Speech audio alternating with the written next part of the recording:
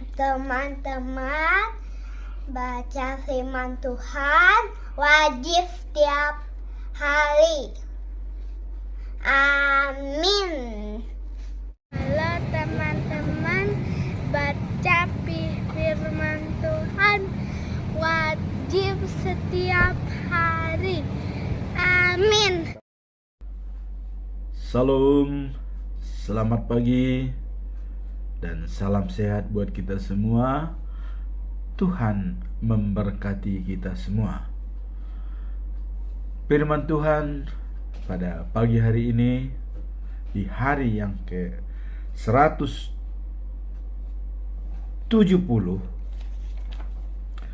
tahun 2024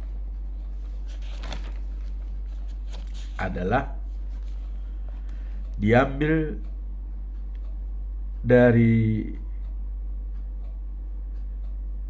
buku Yosua pasal 22 ayat 29 dengan perikop pasal 22 adalah mendirikan mezbah dekat sungai Jordan.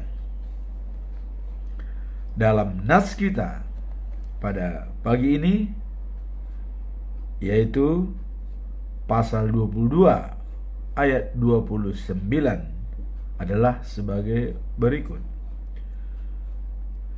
Jauhlah daripada kami untuk memberontak terhadap Tuhan dan untuk berbalik daripada Tuhan pada hari ini dengan mendirikan mezbah untuk korban bakaran, korban sajian atau korban sembelihan, mezbah yang bukan mezbah Tuhan Allah kita yang ada di depan kemah sucinya. Itulah nats kita pada pagi hari ini. Nah, kemudian dalam bacaan pagi itu surat daripada Paulus kepada jemaat Korintus yang kedua pasal 11 ayat 7 sampai dengan 11. Paulus dan rasul-rasul palsu. Dan untuk malam, bacaan malam, yaitu juga surat daripada Rasul Paulus kepada jemaat di Rom pasal 5 ayat 1 sampai dengan 5. Berbaik kembali dengan Allah. Perikop pada hari ini yaitu mendirikan mezbah dekat sungai Jordan. Mengapa mendirikan mezbah? Dan kita tahu bahwa mendirikan mezbah dekat sungai Jordan tidak selalu didukung dalam pandangan Kristen, ya. Hal ini tidak selalu benar karena dalam kekristenan, ya, penting untuk pembangunan mezbah di tempat yang Tuhan tetapkan, ya, dan bukan berdasarkan keinginan manusia. Itulah sekilas tentang pendirian mezbah tersebut. Nah, kemudian kita coba dalami, ya, apa sebenarnya kronologis daripada pendirian mezbah ini dekat dengan sungai Jordan, ya. Nah, jadi kita lihat di sini dalam Yosua pasal 22 ayat 10, ketika mereka sampai daerah sungai Jordan, di tanah Kanaan. Suku Ruben, suku Gad, dan separuh Manase mendirikan mezbah di sana. Dalam perjanjian lama, ya, syarat mendirikan mezbah itu ada dalam kitab Keluaran pasal 20 ayat 24. Ya. Kau buatlah bagiku mezbah dari tanah dan persembahkanlah di atasnya korban bakaran dan korban keselamatanmu, kambing, dombamu, dan lembu, dan sapimu. Pada setiap tempat yang kutentukan menjadi tempat peringatan bagi namaku, aku akan datang kepadamu dan memberkati engkau. Nah, jadi jelas memang ya, mezbah itu harus ditentukan oleh Tuhan di mana. Nah, terus bagaimana dengan pendapat daripada Ruben, Gad, dan Manase ini? Kok bisa mendirikan sebuah mezbah di dekat Sungai Yordan? Dan mereka sendiri adalah orang timur, ya. Jadi Ruben, Gad, dan Manase ini berada di sebelah timur Sungai Yordan, ya. Dan mereka inilah yang ikut membantu suku-suku lainnya seperti Simon, Levi, dan Juda dan kawan-kawan, ya. Walaupun mereka sebenarnya sudah kebagian tanah di bagian timur, ya. Nah, jadi tapi Yosua mengatakan, jangan hanya memikirkan diri sendiri. Kalian semua harus ikut lagi berperang, ya, melawan bangsa Moab. Nah, walaupun istri-istri mereka sudah tinggal, karena sebelah timur itu lebih dulu ditemukan. Kemudian mereka ikut berperang bersama dengan teman-temannya, ya. Nah, sampailah mereka menyeberangi Sungai Yordan, ya. Nah, kita tahu mereka dalam menyeberangi Sungai Yordan itu juga Tuhan memberikan keajaiban. Sungai itu dikeringkan supaya mereka bisa berjalan, ya. Nah, kemudian kalau kita lihat apa sih kronologis daripada pendirian, ya, mezbah oleh 3 suku tadi dengan gagasannya, ya. Nah, mari kita lihat kronologis daripada pendirian mezbah dekat Sungai Yordan. Nah, jadi suku-suku wilayah timur, ya, disuruh Yosua kembali ke wilayahnya, yaitu suku Ruben, Gad, dan Manase. Nah, kemudian waktu mereka tiba di Gelilot, ya, sebelah barat Sungai Yordan, ini sebenarnya masih wilayah daripada suku-suku yang berada di sebelah barat, ya. Nah, mereka mendirikan sebuah mezbah yang besar dan megah, ya, di dekat sungai didirikan. Nah, dengan mereka mendirikan mezbah tersebut, tentu terusiklah suku-suku lainnya, yaitu, ya, Ruben, Simon, Levi, Juda, ya. Bukan Ruben, ya, Simon, Levi, Juda, ya. Kalau Ruben adalah termasuk yang mendirikan di sebelah timur. Nah, orang-orang Israel lainnya menanggapi, ya, apa yang dilakukan oleh Ruben, Gad, dan Manase di timur Yordan, ya. Nah, sudah mendirikan sebuah mezbah di Gilelot, ya. Itu dekat Sungai Yordan di bagian wilayah mereka, wilayah kita katanya. Maka mereka berkumpul di Shilo. Jadi umat-umat Israel, suku-suku lainnya berkumpul di Shilo, ya. Berunding mereka.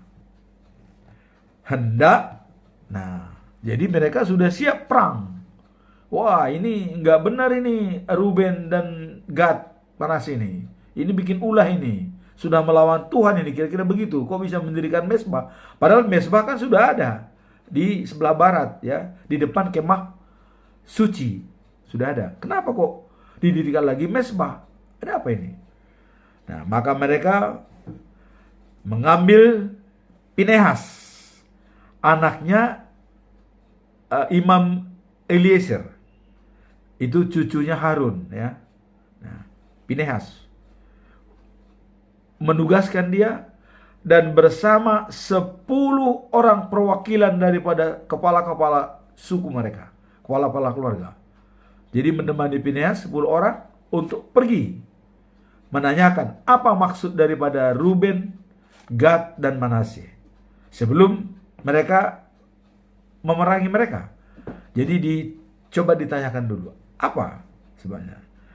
Nah, Pinehas anak Eliezer cucunya Harun diutus oleh umat Israel ditambah dengan 10 orang dari bangsa Israel, dari suku-suku, mewakili semua suku ya.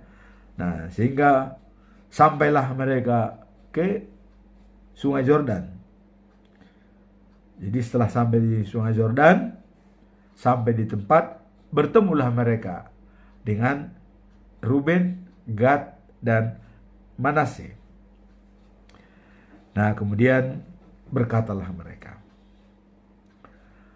"Mengapa kalian melakukan hal-hal yang jahat terhadap Allah Israel?" Jadi ini sudah mulai sama. Kenapa kalian melakukan hal jahat terhadap Allah Israel? Dengan membangun ya mesbahmu sendiri. Kalian melawan Tuhan. Kalian tidak lagi menuruti perintah-perintahnya. Wow, ini kencang ya. Jadi kalian membangun mesbahmu sendiri dan kalian adalah melawan Tuhan dan tidak lagi menuruti perintah-perintahnya. Karena membangun mesbah itu bukan atas kompromi daripada semua suku. Karena kalau didirikan suatu mesbah itu kan penyembahan kepada Tuhan, semua harus tahu. Nah, ini kok mereka kok ciptakan sendiri. Nah, kira-kira begitu ya. Nah, apa kalian tidak ingat? Wah, mulai jadi diungkitlah latar belakang. Apa kalian tidak ingat ya?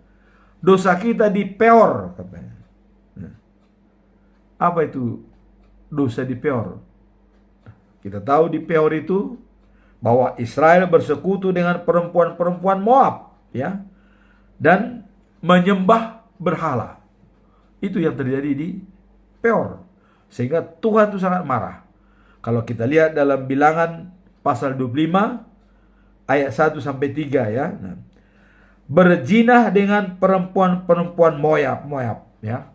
Berzinah dengan perempuan Moab yang sangat dibenci oleh Tuhan Allah, karena Moab itu adalah merupakan musuh yang harus dilenyapkan oleh bangsa Israel.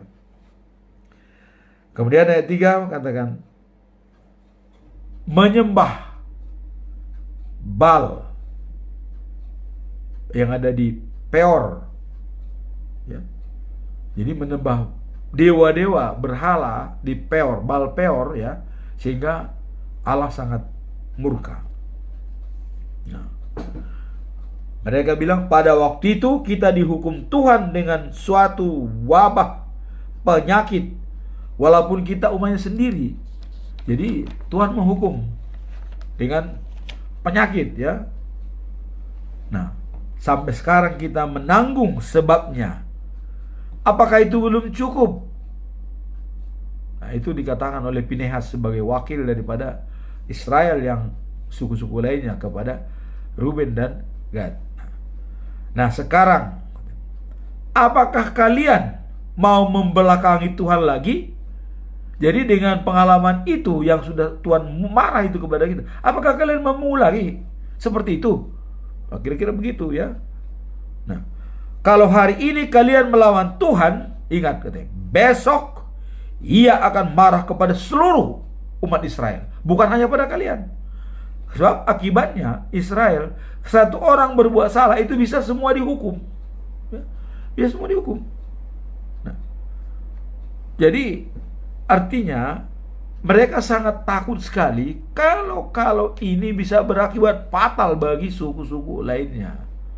Karena ya Tuhan, kenapa Tuhan mau hukum-hukum lain? Karena kenapa? Sama dengan kenapa kamu tidak ingatkan dia membuat itu, kira-kira begitu. Jadi hukum juga betul.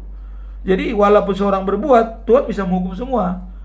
Karena mereka harus saling menopang, saling mendukung, saling melengkapi. Ya, tidak akan terjadi seorang pemberontak ya kalau mereka bersatu, kira-kira begitu. Nah, jadi Tuhan itu walaupun seorang bersalah, itu bisa semuanya dihukum. Ya, bisa semuanya. Karena Tuhan menganggap kenapa tidak ada mengingatkan temannya?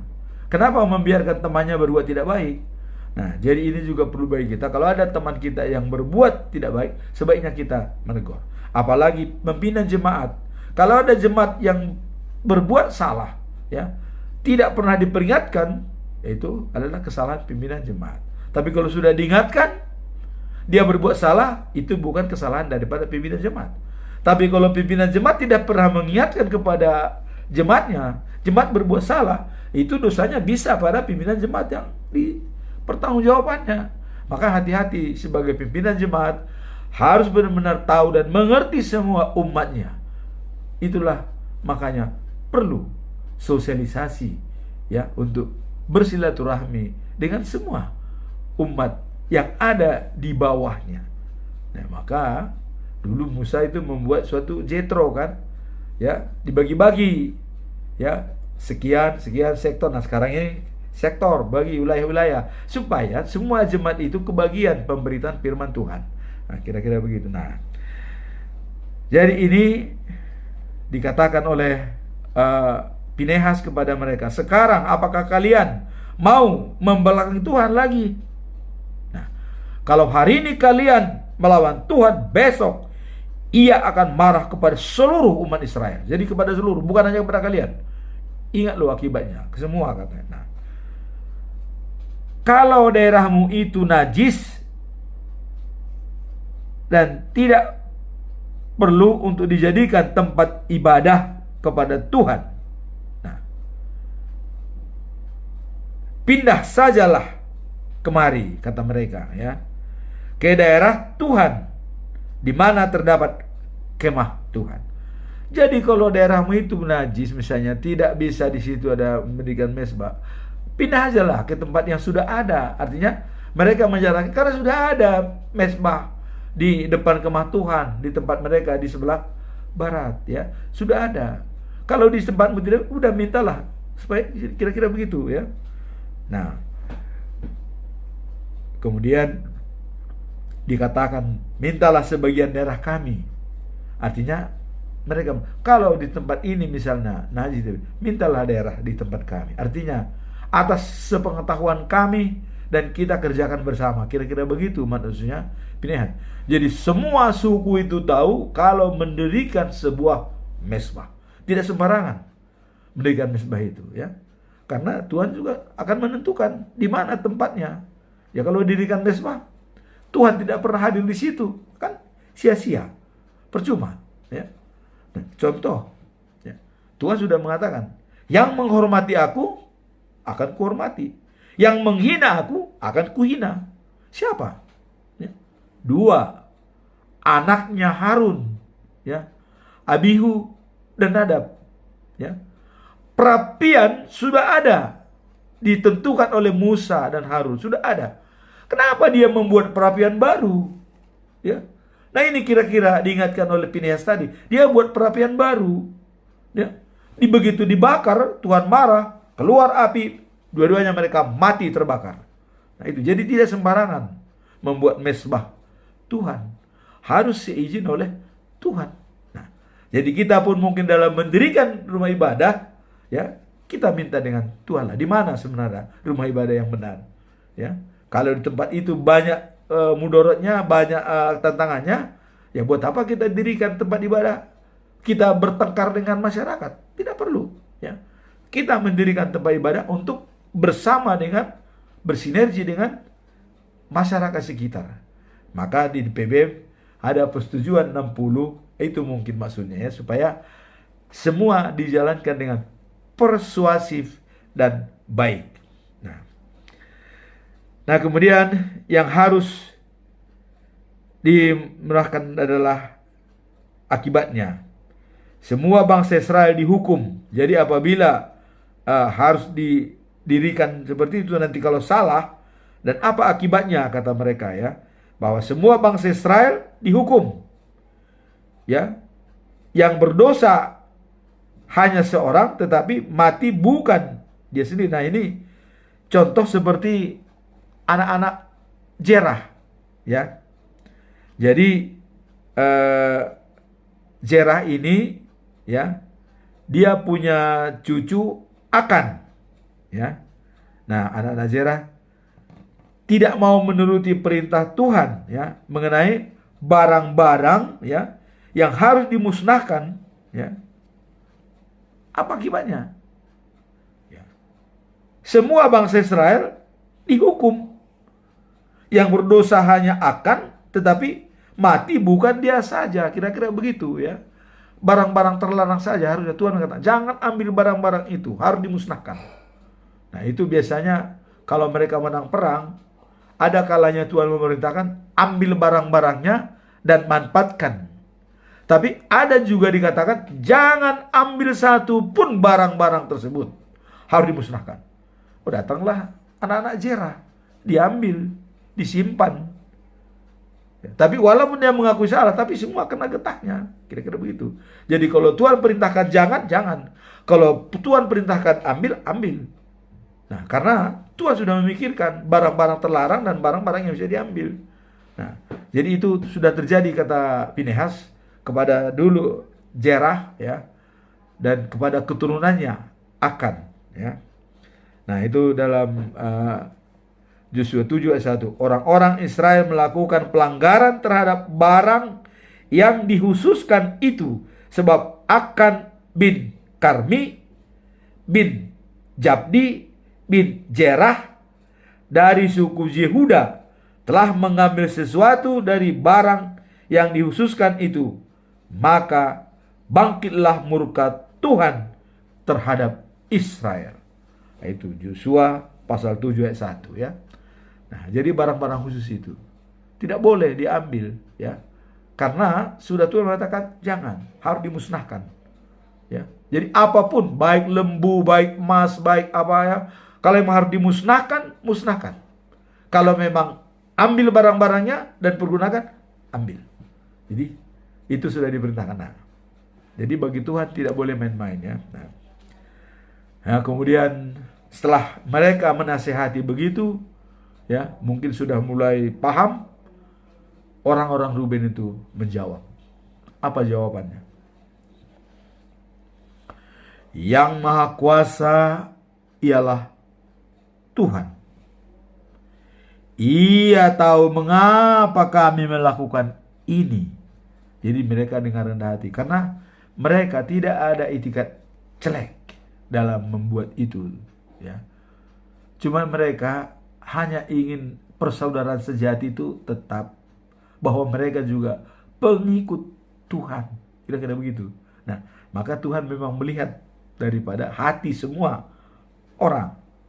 Nah, Ia tahu mengapa kami melakukan ini. Jadi Tuhan tahu mengapa kami melakukan ini, katanya. Kamu mau supaya kalian pun mengetahuinya. Nah, jadi supaya kita sama-sama tahulah apa sebenarnya maksud kami mendirikan mezbah ini. Dibuat suatu contoh. Seandainya, katanya, kami melakukan hal ini dengan maksud melawan Tuhan, mereka sudah mengatakan, seandainya kami melakukan hal ini dengan maksud melawan Tuhan, ya, atau kami tidak percaya lagi kepadanya. Oh, ini benar-benar. biarlah kami mati sekarang juga. Dan dibilang itu, kami siap mati sekarang juga. Kalau ada niat kami yang tidak. Kami hanya mau membuat tanda supaya kita tetap bersaudara. Kira-kira begitu. Kami siap. Kalau memang kami melawan Tuhan, tidak percaya kepadanya, kami siap mati sekarang juga. Oh ini, jadi artinya memang iman itu tidak bisa dibohongi ya. Kalau sudah percaya, tetap percaya. Dan hati itu pun tetap bisa berbicara. Roh Allah itu bisa berbicara, mengatakan yang sebenarnya. Nah, kemudian Tuhan sendiri yang menghukum kami jikalau kami bermaksud melawan Tuhan dan mendirikan mezbah kami sendiri untuk korban bakaran. Kami sendiri akan dihukum oleh Tuhan. Kalau kami bermaksud untuk melawan Tuhan dan mendirikan mezbah kami sendiri, artinya kita tidak lagi kebersamaan. Biarlah Tuhan menghukum kami, katanya. Bukanlah itu maksud kami. Jadi mereka mengatakan, bukan itu maksud kami. Kami mendirikan mezbah bukan untuk kami sendiri, untuk korban, tidak. Artinya memisahkan diri dari teman-teman kami, suku-suku lain yang di barat. Ya, kami di sebelah timur, kalian di barat. Bukan itu maksud kami, katanya. Maka dijelaskan oleh mereka, saudara-saudara, kami mendirikan mezbah itu karena kami khawatir. Kami khawatir nanti keturunan kami, ya, kalian akan berkata kepada kami. Nah, jadi mereka khawatir apabila tidak mendirikan ini, tidak ada tanda di sebelah timur buat mereka, ya, nanti keturunan kami, ya, akan dicap oleh keturunan kalian. Nah, akan berkata kepada keturunan kami, dia bilang begini, kalian tidak punya hubungan apa-apa dengan Tuhan Allah Israel. Wah, ini yang ditakutkan ini. Jadi kalau sudah dicap nanti suku yang 9 lagi kepada 3 suku ini, Ruben, Gad, dan Manase, dicap oleh keturunan daripada 9 lagi, kalian tidak punya hubungan apa-apa dengan Tuhan. Itu yang ditakutkan sebenarnya. Maka mereka mendirikan mezbah. Lihat, ia menempatkan sungai Jordan ini di tengah-tengah kita. Jadi sudah ada sungai Jordan di tengah-tengah kita, katanya, ya. Justru untuk memisahkan kami dengan kalian, orang-orang Ruben dan Gad. Jadi adanya sungai di tengah-tengah ini memisahkan kami dengan kalian, sehingga tidak ada, kami dianggap tidak punya Tuhan, tidak punya apa-apa dengan Tuhan. Itu kira-kira nanti keturunan akan mencap kami, kira-kira begitu, ya. Itulah maksudnya. Nah, dengan anggapan kalian tidak, ya, menggerai apa-apa dengan Tuhan, tidak punya hubungan apa-apa dengan Tuhan, maka apa yang akan terjadi nanti? Jadi kalau seandainya keturunan mengatakan kepada keturunan kami bahwa kami tidak punya hubungan apa-apa dengan Tuhan, wah, mampuslah kami, ya. Itu kira-kira selesailah hubungan kita, karena kita sudah dipisahkan dengan sungai Jordan. Kalian di sebelah barat, kami sebelah timur. Nah, kalau tidak ada tanda bagi kami yang bisa sama dengan kalian yang sudah ada di barat, ya, apa nanti kata keturunan kalian kepada kami?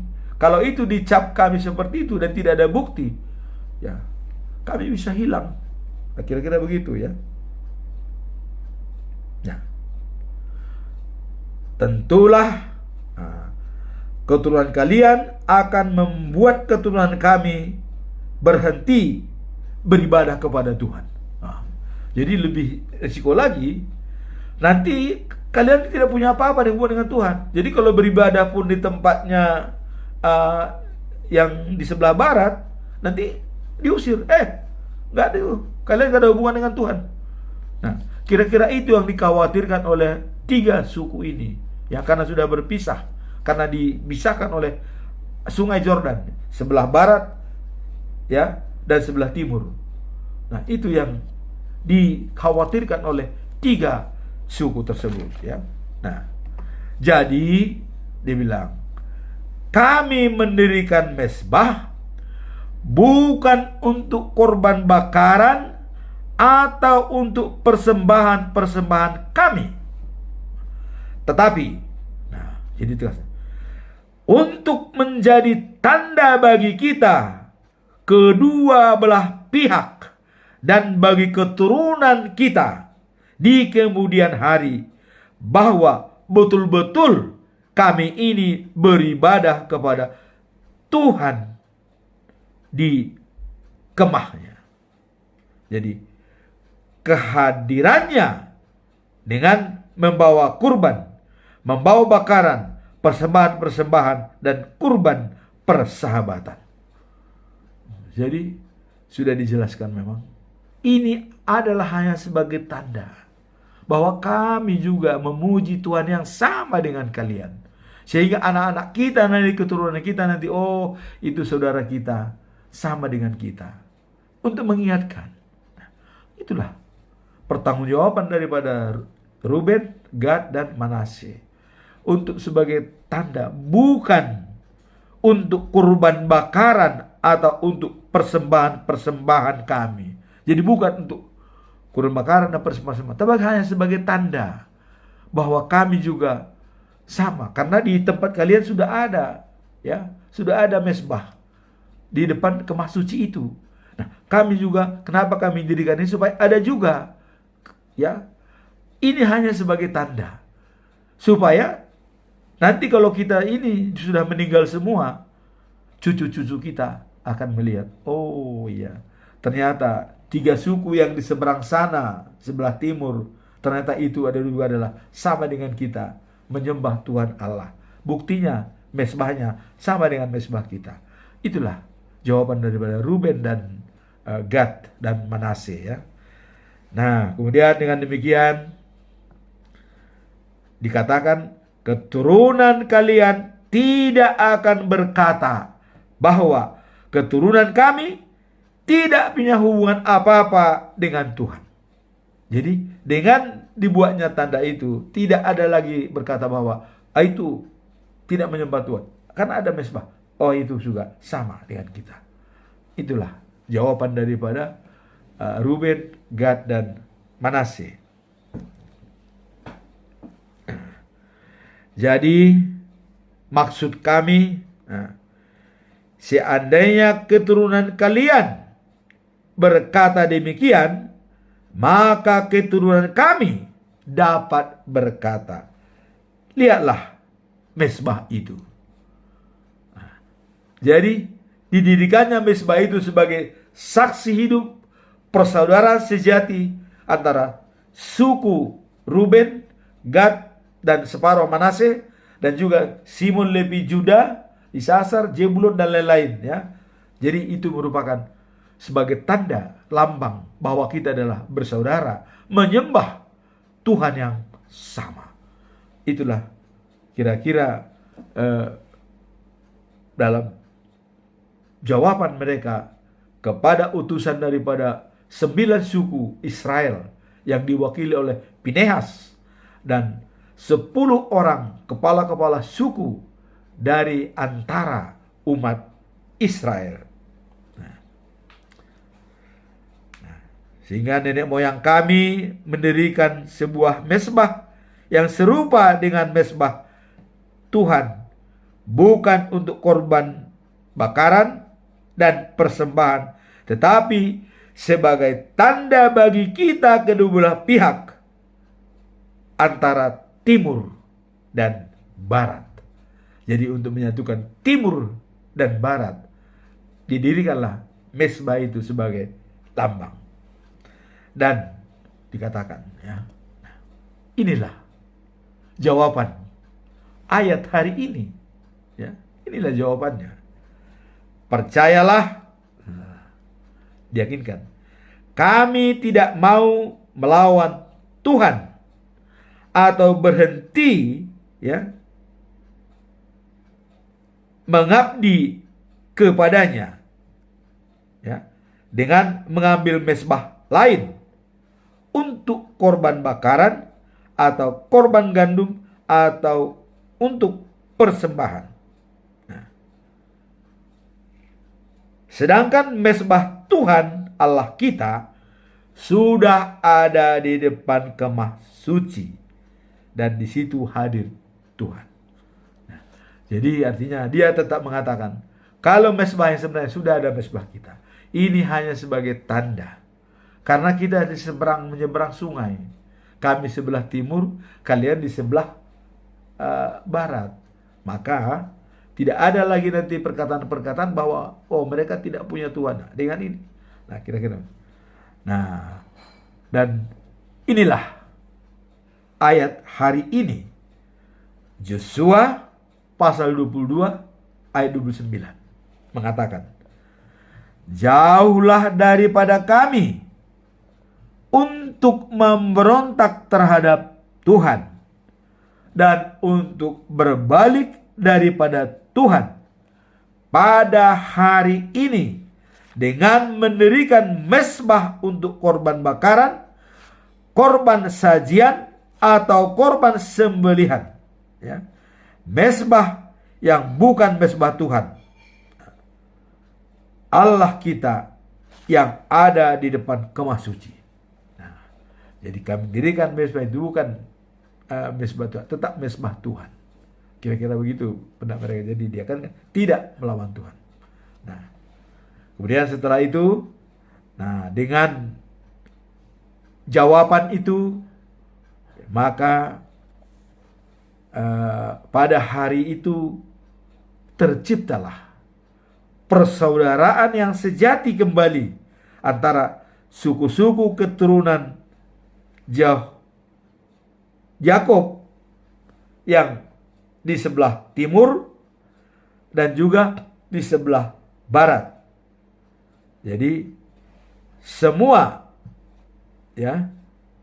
pengikut Ruben dan kawan-kawan, yaitu Gad dan Manasye, didengar oleh Pinehas anak Eleazar, dan ke-10 wakil-wakil daripada suku-suku tadi, dan mereka sangat puas. Nah, dengan demikian dibilang, sekarang kami tahu Tuhan menyertai kita, kata Pinehas, Tuhan menyertai kita karena kalian tidak melawan Dia. Kalian telah menyelamatkan Israel dari hukuman Tuhan. Maka mereka pulang. Jadi artinya dengan demikian, ternyata paradigma kami tadi yang kami harus mau menggembur kalian, bisa kami terima dengan baik, kira-kira begitu. Jadi akhirnya mereka sangat akrab, mereka pulang dan mereka berjabat tangan dengan baik-baik, sehingga itu merupakan sejarah bagi Israel. Itulah ayat hari ini dalam perikop mendirikan mezbah di dekat sungai Yordan. Sekarang kita masuk ke dalam bacaan pagi, yaitu surat daripada Paulus yang kedua ke jemaat Korin, pasal 11 ayat 7 sampai 11. Paulus dan rasul-rasul palsu.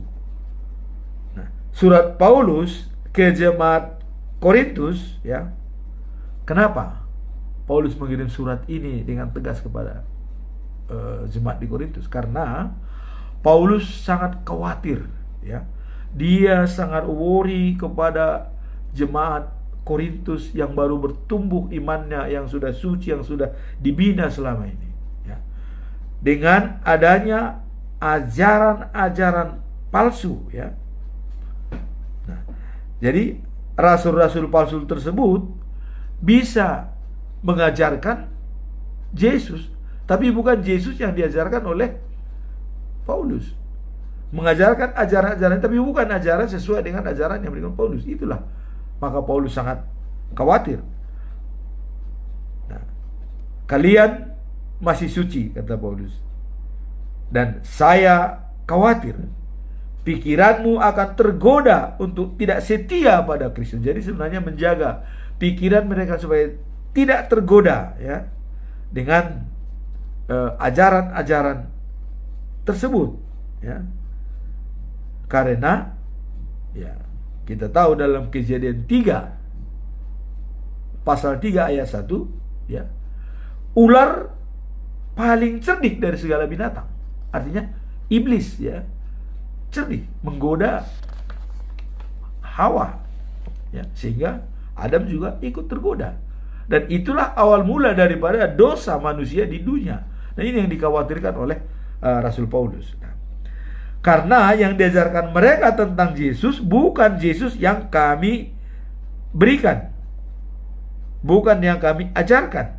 Nah, dan roh dan kabar baik ya yang mereka sebarkan ya, bukan sesuai dengan roh Allah. Nah, kabar baik yang kalian terima bukan kabar baik yang dari Allah. Jadi saya sama sekali tidak merasa lebih rendah dari rasul-rasul yang luar biasa itu. Paulus mengatakan, saya tidak merasa lebih rendah dari mereka. Ya, tidak. Nah, tetapi saya memang kurang pandai berbicara, kata Paulus ya. Nah, tetapi ya, mengenai pengetahuan saya bukan orang yang bodoh. Itu sudah kami buktikan kepadamu dalam segala hal. Jadi waktu Paulus memang mendirikan jemaat di Korintus, itu sudah dibuktikan bahwa dia setia kepada Yesus. Maka dia kirim lagi surat kepada jemaat di Korintus untuk menguatkan mereka. Karena ada ajaran-ajaran yang palsu ini, rasul-rasul palsu ya. Jangan tergoda, katanya. Waktu saya memberitakan kabar baik dari Allah kepadamu ya, saya tidak minta biaya apa-apa.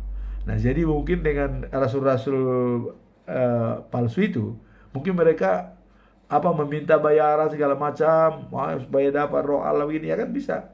Nah, sedangkan Paulus mengatakan, saya tidak minta biaya apa-apa sama kalian. Maka saya dibiayai dari Makedonia, katanya ya, dari Makedonia. Nah, jadi jemaat lain yang menolong saya. Nah, tapi walaupun saya kekurangan, saya tidak pernah ya mengusahakan kalian supaya sedih. Memang saya kurang, tapi saya tidak merepotkan kalian. Kira-kira begitu, tidak merepotkan. Nah, kemudian saya menjaga hubungan baik supaya tidak ya mengurangi kebahagiaan kalian dalam hal apapun. Jadi karena kalau misalnya dia meminta itu, orang akan berkata, wah kok masa. Nah, jadi Paulus mengatakan, saya tidak meminta apa-apa. Saya dengan sukarela membina kalian dan mendirikan jemaat yang di Korintus. Nah, mengapa saya berkata begitu? Nah, Allah tahu ya, saya mengabdi kepada kalian. Jadi hanya Tuhan yang tahu, katanya, apakah saya mengabdi kepada kalian apa tidak. Itulah pemahaman daripada surat Paulus ya, untuk menguatkan mereka agar tidak terpengaruh oleh rasul-rasul palsu. Itulah kita lihat dalam perikop ini, supaya mereka tetap setia kepada Yesus Kristus sebagai juru selamat dan yang memberikan hidup abadi dan hidup sejati dan kekal. Kemudian bacaan malam dalam surat Apostol Paulus juga ya kepada jemaat yang di Rom ya, di Roma, pasal 5 ayat 1 sampai 5. Nah, berbaik kembali dengan Allah. Apa maksud perikop ini. Nah, ini yang perlu kita lihat. Berbaik kembali kepada Allah adalah langkah yang benar. Ya. Karena Tuhan juga sudah mengatakan, ya, saya tidak menginginkan kematian orang fasik, tapi pertobatan. Ya. Bukan kematiannya, tapi pertobatannya supaya dia beroleh hidup yang kekal. Nah, jadi berbaik kembali kepada Allah adalah langkah yang benar, karena itu sudah sesuai dengan firman Tuhan. Nah, ketika kita menyadari, ya, kesalahan dan kembali kepada Allah. Jadi menyadari kesalahan dan kembali kepada Allah, itulah yang baik. Nah, kita mengalami kasih setianya, ya, yang tak berkesudahan. Jadi kalau kita berbaik kepada Allah, akan menunggu kita kasih setia Allah yang tidak pernah putus dan selalu dipenuhi sepanjang masa. Kalau kita sudah berbaik kepada Allah. Nah, Allah siap memberikan pengampunan, ya, dan menerima kita kembali dengan tangan terbuka.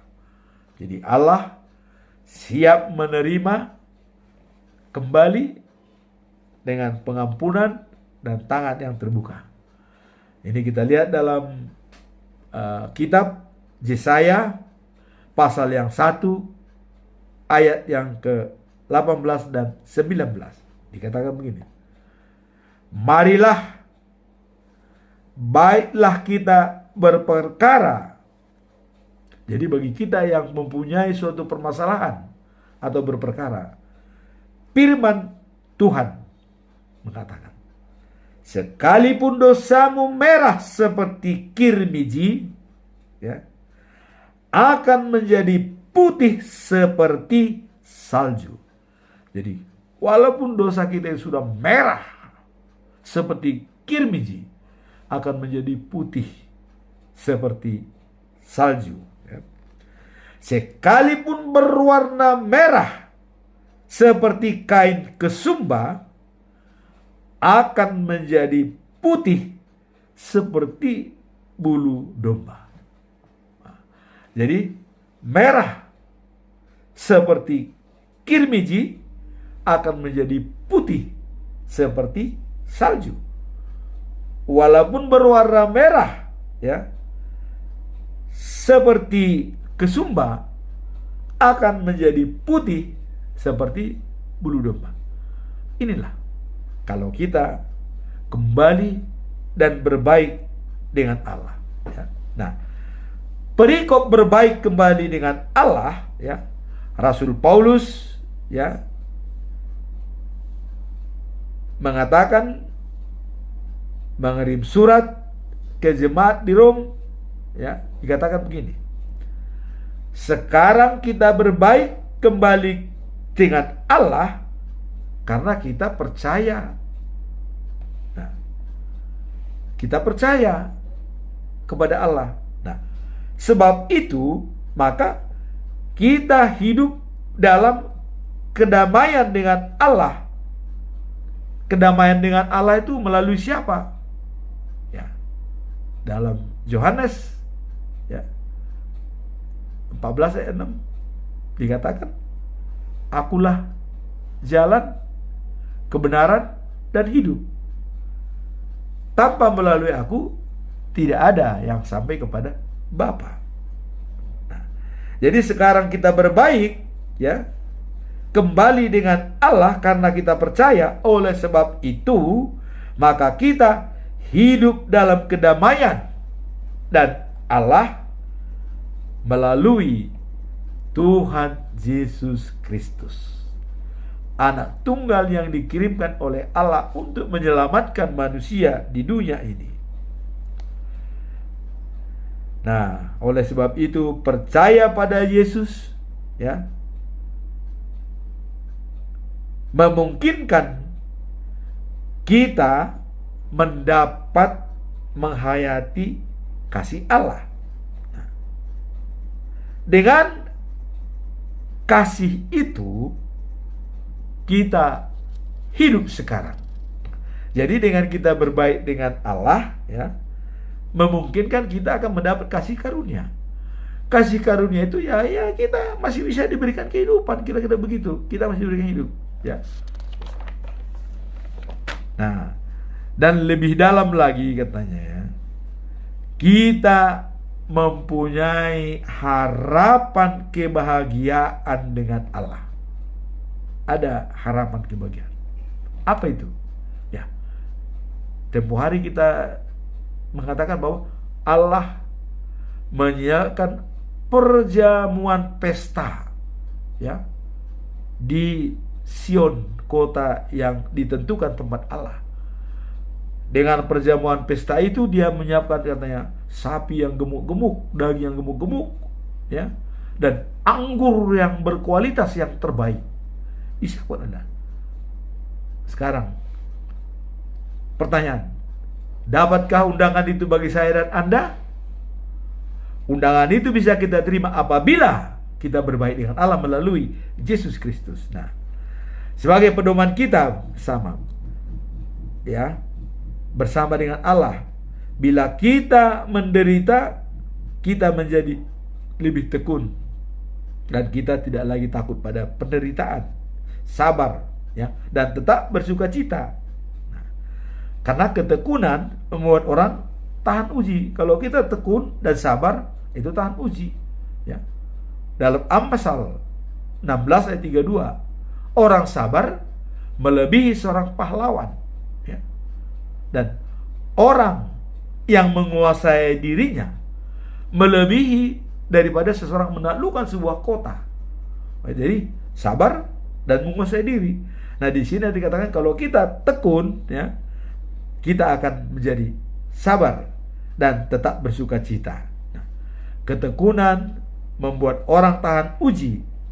Inilah menimbulkan pengharapan kita. Kita baca dalam Roma 12 ayat yang ke-12. Hendaklah saudara berharap kepada Tuhan dengan gembira, ya, bersuka cita. Pengharapan kita dengan gembira. Sabarlah dalam kesusahan dan tekun berdoa. Jadi lengkap, ya. Gembira dalam pengharapan, sabar dalam kesusahan, tekun berdoa. Itu kuncinya, ya. Maka kita akan berada dalam lingkungan, dalam kasih karunia Tuhan. Harapan seperti itu tidak akan mengecewakan kita, sebab hati kita sudah diisi Allah dengan kasih-Nya. Allah melakukan itu dengan perantaran Roh-Nya yang sudah diberikan kepada kita. Jadi Allah sudah melaksanakan tugasnya. Pertama, ya, mengutus anaknya Yesus Kristus supaya agar manusia selamat. Setelah Yesus Kristus bangkit ke surga, dia kirim Roh Allah untuk menolong kita, melindungi kita. Nah, sehingga Roh itulah yang berada di tengah-tengah kita sampai hari ini. Nah, sebagai kesimpulan kita dalam perikop hari ini, pertama tadi adalah mendirikan mezbah dekat dengan sungai Yordan sebagai tanda kesetiaan kepada Tuhan dan membangun persaudaraan sejati di antara sesama suku bangsa Israel untuk tidak ada sungut-sungut di kemudian hari. Wah, itu hebat pemikiran mereka. Itu menjaga itu. Bukan mendirikan mezbah itu untuk berpisah dengan saudara-saudara, tapi itu adalah sebagai tanda karena mereka sudah dipisahkan oleh sungai Yordan, timur dan barat. Tentu di timur sudah ada mezbah, di barat sudah ada mezbah, tentu di timur dibuatlah mezbah, walaupun itu bukan untuk tempat persembahan katanya, ya, tapi bisa dimanfaatkan. Itu hanya sebagai lambang katanya, pertanda. Nah, kemudian dalam perikop yang kedua bahwa Paulus dan rasul-rasul palsu, jadi mengingatkan jemaat di Korintus supaya tetap setia kepada Tuhan. Walaupun ada godaan, walaupun ada tantangan, mereka tetap care dan peduli kepada Tuhan. Kemudian perikop ketiga itu berbaik kembali dengan Tuhan, yaitu dengan mengirim Yesus sebagai juru selamat, dan kita akan diampuni. Walaupun dosa kita semerah kirmiji, akan putih seperti salju. Walaupun merah seperti kesumba, akan menjadi putih seperti bulu domba. Jadi kita dengan senang hati berbaik dengan Tuhan, maka jiwa kita akan selamat dan bisa mendapat undangan dari Tuhan Allah, undangan perjamuan pesta di Sion yang baru, the news of Jerusalem, life after life, the news of Jerusalem. Amin. Tuhan memberkati kita semua.